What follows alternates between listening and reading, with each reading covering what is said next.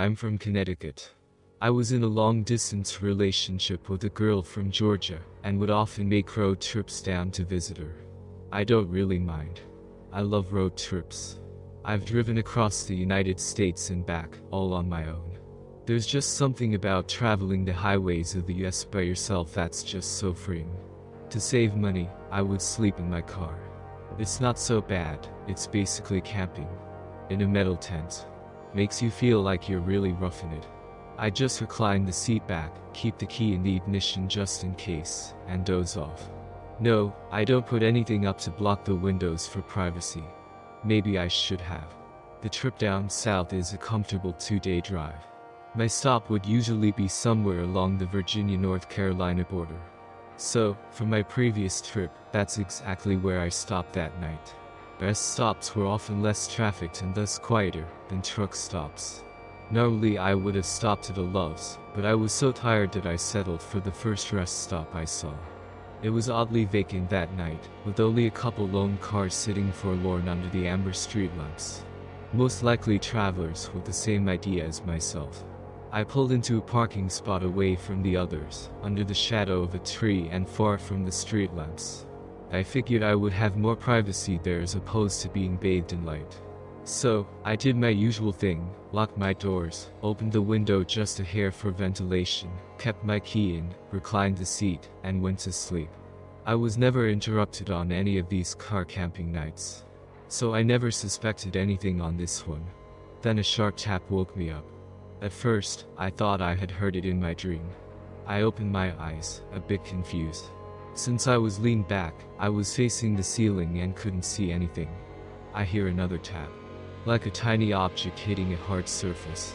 It came in an irregular rhythm. Was it raining? Was water dripping onto my windshield? I'm under a tree, maybe something fell from the branches.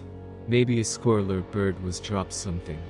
What if a squirrel was climbing around my car? Or what if it wasn't an animal? The thought occurred to me that it might very well be a person poking around outside. What did they want? Were the doors locked? Yes. The keys were in the ignition. I could leave in an instant. Still, I lay there, completely still, pretending to be asleep. Pretending I hadn't heard anything. Hoping whoever it was, they would leave me alone. It was better to not find out. I was too afraid to find out. It was better to stay here in blissful ignorance. Still the tapping continued. I had to do something.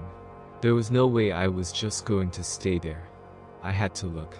My heart was pounding. In that moment, it was deafeningly loud. Whoever was out there could probably hear it. I decided. I was going to look. I was going to raise my head up and see what was making the noise. So that's what I did. What met my eyes sent a jolt through entire body. Every muscle fiber locked up in pure shock at what I saw. The faint glow of the street lamps cast just enough light for me to make out what I was looking at. There in the windshield, staring directly at me, was a face. Someone, I presume to be a woman, was lying on my hood, her face pressed right up against my windshield. Her face was completely still, locked in a permanent grin. I froze in overwhelming terror. The eyes I stared into appeared to have rolled back, showing only the whites.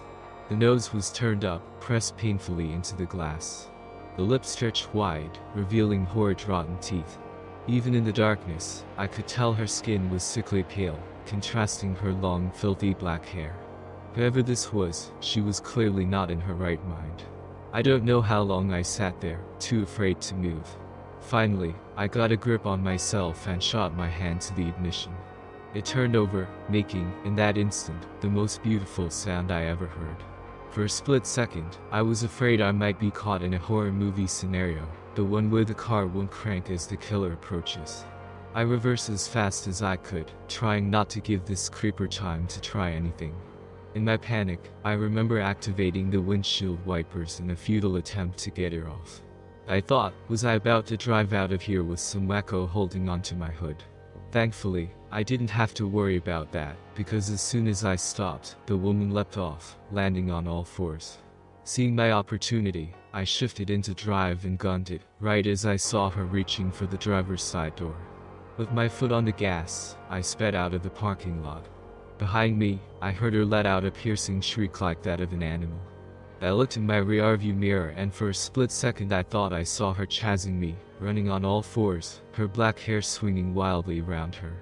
I couldn't get a good look as I rounded a curve in the road leading out of the rest stop and merged with the highway. There, I picked up speed and drove through the night. I did not dare stop again until I saw the morning light.